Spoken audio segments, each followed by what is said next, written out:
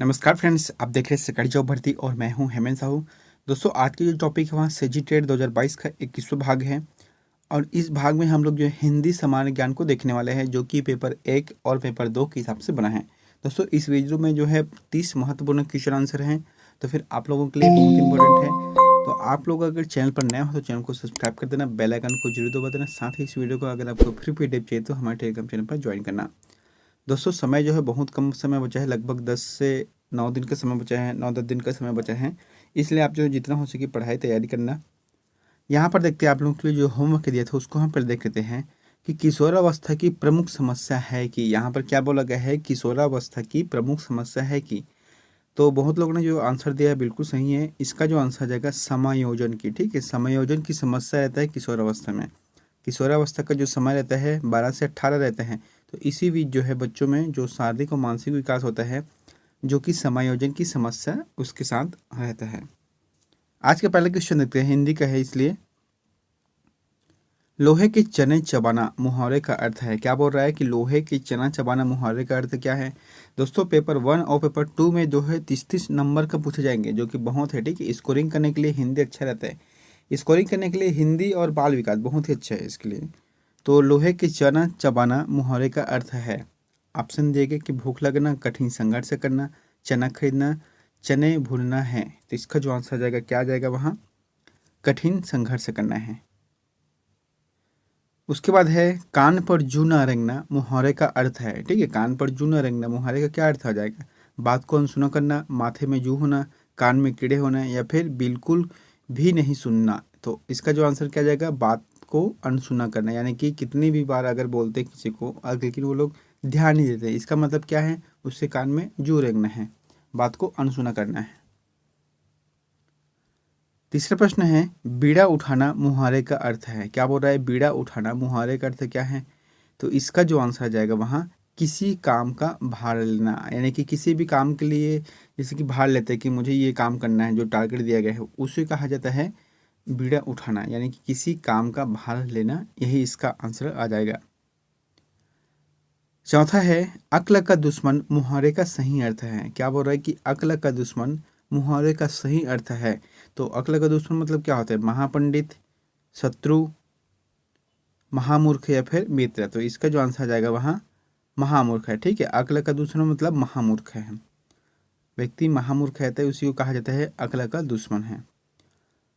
पांचवा प्रश्न है कि आंख सेकना का सही अर्थ है। तो क्या बोल रहे हैं कि आंख सेकना मतलब क्या होता है, आंख को सेकना। इसका मतलब है, ऑप्शन यहाँ पर है, दुखती आंख का उपचार करना है। दूसरा है कि आंखों के इशारे से प्रेम जताना है। तीसरा है कि अनुचित कार्य करना है और चौथा है दर्शन सुख लुटाना है। इसका जो आंसर आ जाएगा वहाँ दर्शन सुख लुटना है। ठीक है, आंख सेकना मतलब दर्शन सुख लेना, यानी कि कभी कभी जैसे कि एक चीज़ देखना, जैसे कि बहुत दिनों बाद किसी को देखते हैं तो मन में क्या लगता है, अच्छा लगता है। ठीक है, आंखों की भी अच्छा लगता है, उसी को कहा गया है आंख सेकना। छठा प्रश्न है नेकी कर दरिया में डाल कहावत का सही अर्थ है। तो नेकी कर दरिया में डाल कहावत का अर्थ क्या रहेगा। ऑप्शन दिए गए कि अपने पुण्य को नदी में विसर्जित कर देना, उपकार के बदले प्रत्युपकार की आशा न करना, अत्यधिक परिश्रम कर थक जाना, और चौथा है किसी की भलाई कर उसमें सहानुभूति जताना। ठीक है, उससे जो सहानुभूति जताना। तो इसका जो आंसर आ जाएगा वहाँ दूसरा आ जाएगा। कहने का मतलब ये है कि जो उपकार कर लेकिन उसके बदले प्रत्युपकार की आशा ना करना। ठीक है, अगर मैं किसी के साथ उपकार कर रहा हूँ तो ये नहीं समझना चाहिए कि उसके बदले मुझे कुछ मिलेगा या वो भी मेरी मदद करेगा। तो ऐसा नहीं करना चाहिए। सातवां प्रश्न है कि लंगोटी में फाक खेलना का अर्थ है। क्या बोल रहे हैं कि लंगोटी में फाक खेलना। तो इसका आंसर क्या रहेगा यहाँ पर, ब्रह्मचारी होना, तपस्या करना, पहलवानी करना, या फिर दरिद्रता में आनंद। इसका जो आंसर आ जाएगा चौथा आ जाएगा। ठीक है, लंगोटी में फाक खेलना मतलब दरिद्रता में आनंद। लोग जो है, जैसे कई लोग गरीब रहते हैं लेकिन फिर भी वह मस्त मगन में रहता है, उसी को कहा गया है लंगोटी में फाक खेलना। आठवां प्रश्न है भाषा में सरलता, चमत्कार और प्रवाह उत्पन्न करने के लिए निम्न में से किसका प्रयोग किया जाता है। तो किसका प्रयोग किया जाता है, भाषा, जैसे कि कोई शब्द बोल रहे भाषा है ना, उसमें सरलता है, चमत्कार है, प्रवाह पैदा करने के लिए किसका प्रयोग किया जाता है। ऑप्शन दिया है कि मुहावरे, संधि, समास, कारक।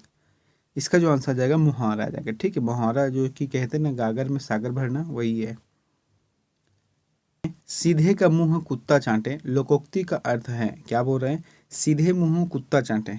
ऑप्शन दिया है कि पुण्य कार्य करना है, दूसरा सज्जन को भड़काना है, तीसरा है सदैव सज्जन बनना अच्छा नहीं है, और चौथा यज्ञ के अंत में कुत्ते को खिलाना है।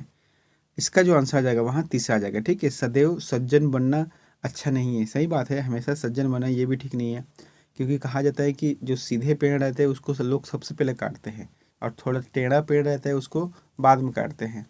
तो हमेशा सीधा भी बनना उचित नहीं है, इस मुहावरे का यही अर्थ है। 10वां प्रश्न है, चुगली करना अर्थ के लिए सटीक मुहावरा है। क्या बोल रहा है कि चुगली करना अर्थ के लिए सटीक मुहावरा क्या है। यहाँ पर पूछा गया है कि इधर उधर की लगना, दूसरा इधर उधर करना, तीसरा है इधर उधर की बात है, और चौथा है इधर की दुनिया उधर को जाना। तो इसका जो आंसर आ जाएगा पहला आ जाएगा। ठीक है, इधर उधर की लगाना मतलब हो गया चुगली करना, बात को इधर की बात को उधर ले जाना, फिर उधर की बात को किसी और तरफ ले जाना, तो आपस में लड़ा देना है, क्योंकि चुगली करने पर वही तो होता है ना। तो इसका मतलब है इसका जो आंसर आ जाएगा पहला आ जाएगा। 11वां प्रश्न है, अयोग वाह वर्ण का उदाहरण है। अयोग वाह वर्ण का उदाहरण कौन से हैं। छात्रा है, अडाढ़ा है, आहा है, उपयुक्त में से कोई नहीं। तो इसका जो आंसर आ जाएगा वहाँ अम और आहा आ जाएगा। ठीक है, जो अयोग वाह वर्ण रहता है उसमें दो शब्द ही आते हैं, ज़्यादा कुछ नहीं आता, बस एक है अम की मात्रा वाले आ जाता है, ठीक है, और एक है आह की मात्रा। ठीक है, ये दो जो अम की मात्रा और आह की मात्रा वो आते हैं, मतलब समझ जाना कि ये अयोग वाह वर्ण का उदाहरण है। 12वां प्रश्न है, हिंदी भाषा में वे कौन सी ध्वनियाँ हैं जो स्वतंत्र रूप से बोली या लिखी जाती है। यानी कि हिंदी भाषा के अंतर्गत कौन सी ऐसी बोली है जो स्वतंत्र ही बोली जाती है, यानी कि मतलब किसी की सहारा लेने की आवश्यकता नहीं है। तो ऑप्शन दिए गए कि स्वर, व्यंजन, वर्ण, अक्षर। इसका जो आंसर आ जाएगा स्वर। स्वर एक ऐसा शब्द है, ऐसा भाषा है जो कि स्वतंत्र रूप से होती है। ठीक है, इसमें किसी की सहायता लेने की जरूरत नहीं पड़ती।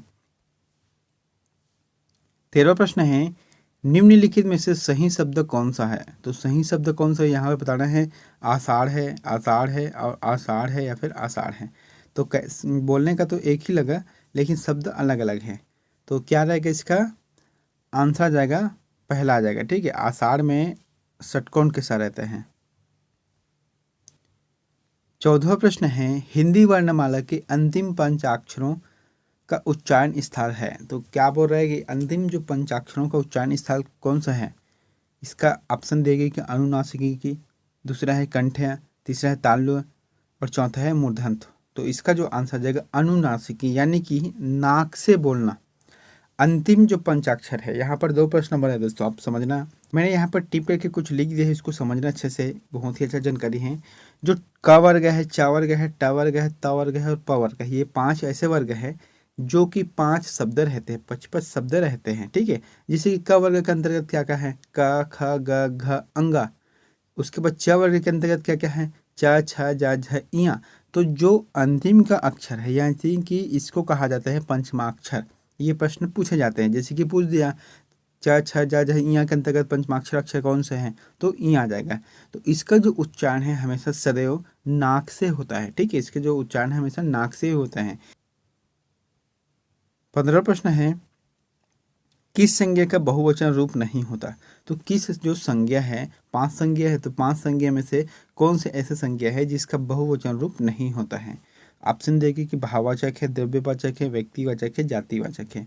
तो इसका जो आंसर आ जाएगा वहाँ जो है द्रव्यवाचक आ जाएगा। ठीक है, भाववाचक नहीं आएगा।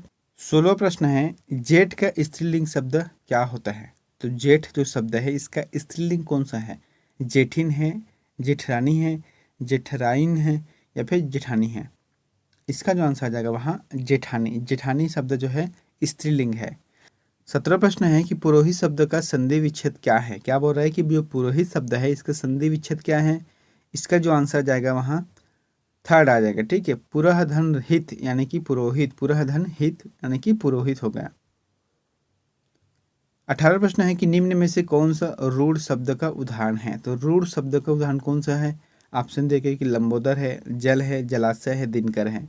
तो इसका जो आंसर आ जाएगा जल आ जाएगा। अब देखो यहाँ पर आप समझना। ठीक है, क्या बोल रहे प्रश्न को, रूढ़ शब्द का उदाहरण। अब रूढ़ शब्द की परिभाषा आप सुन लो, एक बार सुन लो, आपको हमेशा याद हो जाएगा। ठीक है, रूढ़ शब्द उसे कहा जाता है जिसको अगर तोड़ा जाता है तो उसका कोई अर्थ नहीं निकलता। जैसे कि जल। अब जल को अगर तोड़ देते हैं दो भाग में, एक तरफ ज एक तरफ ला, इसका अर्थ क्या हुआ? कोई अर्थ नहीं हुआ।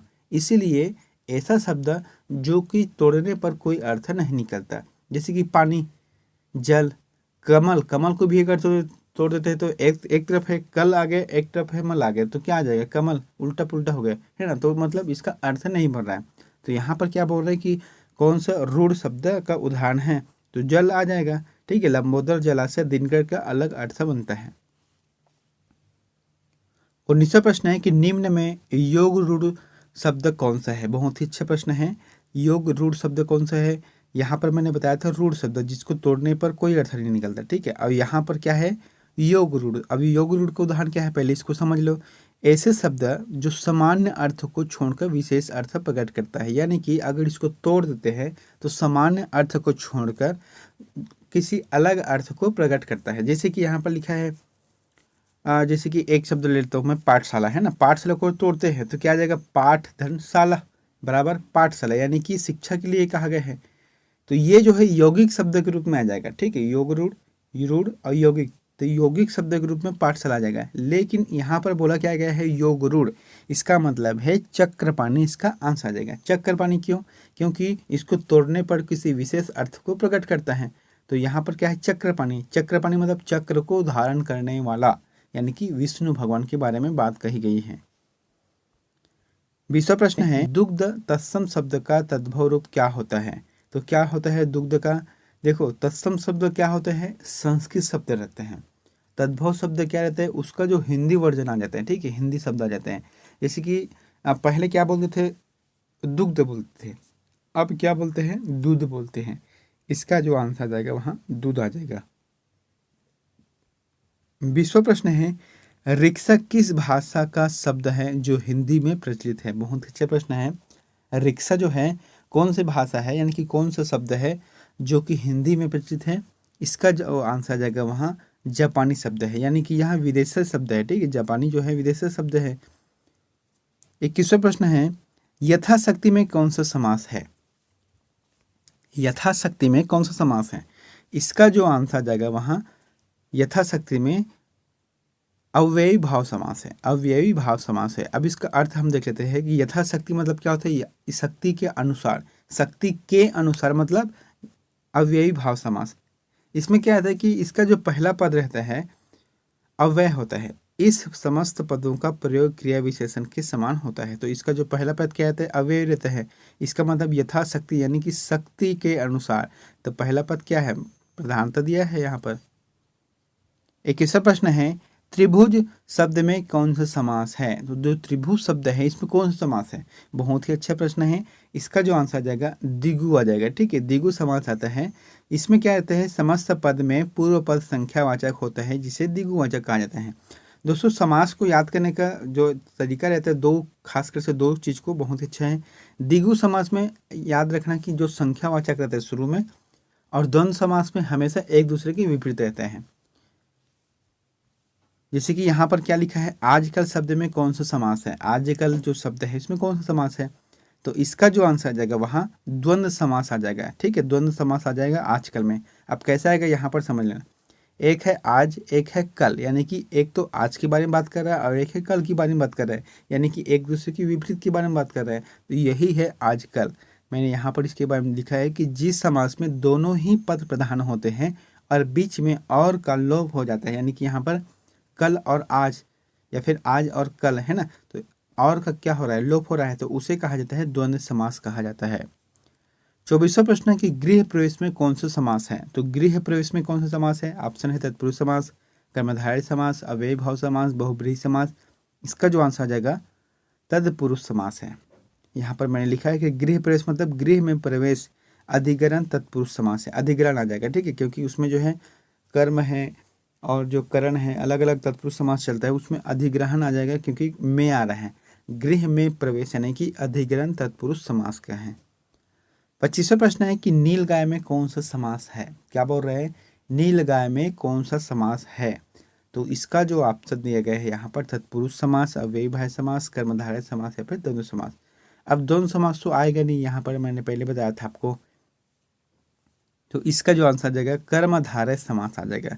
क्यों आएगा देखना, जिस समास में उत्तर पद प्रधान हो और पूर्व पद विशेषण विशेष से या फिर उपमान उपमेय संबंध से जो प्रयुक्त हुआ हो तथा इसमें समास किया गया हो तो उसे कर्मधारय समास कहा जाता है। ये हो, ठीक है। 26वां प्रश्न है, जिसके पास कुछ न हो उसे क्या कहा जाता है। बहुत ही अच्छा प्रश्न है और थोड़ा सा कन्फ्यूजन प्रश्न है, ठीक है। यहाँ पर जिसके पास कुछ न हो उसे क्या कहा जाता है, उसे कहा जाता है अकिंचन कहा जाता है, अकिंचन कहा जाता है। अब यहाँ पर निर्धन भी आ सकता है, लेकिन हम जो है निर्धन का जो अर्थ अलग रहता है, लेकिन जिसके पास कुछ भी ना हो उसे कहा जाता है निर्धन अकिंचन कहा जाता है, ठीक है उसको। 26वां प्रश्न है, जो सब कुछ जानता हो, अर्थात अज्ञ, विशेषज्ञ, सर्वज्ञ, बहुज्ञ। तो इसका जो आंसर जाएगा वहाँ सर्वज्ञ है, यानी कि जो सब कुछ जानता है वहाँ सर्वज्ञ है। 28वां प्रश्न है, जिसका ज्ञान इंद्रियों द्वारा न हो सके। बहुत ही अच्छा प्रश्न है कि जिसका ज्ञान जो है इंद्रियों द्वारा न हो सके। ऑप्शन है अनुभूति, दूसरा है अंतर्यामी, तीसरा है गोचर और चौथा है अगोचर। तो इसका जो आंसर आ जाएगा वहाँ अगोचर है, ठीक है। जिसका ज्ञान इंद्रियों द्वारा ना हो सके मतलब अगोचर है। अब यहाँ पर टिप करके मैंने लिखा है कि इंद्रियों से जिसका ज्ञान संभव ना हो या ना दिखाई देने वाला उसे कहा जाता है परमात्मा। जैसे कि मैंने अगोचर का 2-3 अर्थ लिख दिया है कि इंद्रियों से जिसका ज्ञान संभव ना हो, ठीक। एक दूसरा क्या है, या फिर ना दिखाई देने वाला हो। तो कुल मिलाकर कह सकते हैं परमात्मा, यानी कि यहाँ पर क्या है, जिसको हम इंद्रियों द्वारा भी नहीं जान सकते उसे कहा जाता है अगोचर कहा जाता है। 29वां प्रश्न, जो बीत चुका हो। तो जो बीत चुका है उसे क्या बोलते हैं, वर्तमान, अतीत, भविष्य या फिर जीर्ण। इसका जो आंसर आ जाएगा अतीत आ जाएगा, ठीक है। अतीत बोलते हैं जो बीत चुका है उसे। 30वां प्रश्न है कि मुस्कुराहट किस प्रकार की संज्ञा है। क्या बोल रहे हैं कि मुस्कुराहट जो है वह किस प्रकार की संज्ञा है, भाववाचक है, द्रव्यवाचक है, जातिवाचक है, वहाँ समूहवाचक है। तो मुस्कुराहट जो है एक भाववाचक संज्ञा है, ठीक है। मुस्कुराहट कोई जाति नहीं, न कोई पदार्थ नहीं, ये सिर्फ एक भाव है जो कि जो अच्छे अगर कर्म करते हैं तो मुस्कुराहट आता ही इसमें। 31वां प्रश्न है आप लोगों के लिए होमवर्क है दोस्तों, तो इसका आंसर प्लीज़ कमेंट बॉक्स पर जाकर जरूर बताएं। और यहाँ क्वेश्चन बहुत ही इंपॉर्टेंट है कि लिंग के दृष्टिकोण से पानी का कौन सा लिंग है। यहाँ पर बोला गया है कि जैसे कि ऑप्शन क्या दिया गया है, स्त्रीलिंग, पुल्लिंग, उभयलिंग, इनमें से कोई नहीं। तो इनमें से चारों में से बताना है कि जो पानी दिया गया है तो पानी जो है कौन सा लिंग के अंतर्गत आता है। तो इसका जो आंसर है प्लीज़ कमेंट बॉक्स में जाकर कमेंट करें और मिलते हैं नेक्स्ट वीडियो में एक नई जानकारी के साथ। Thank you.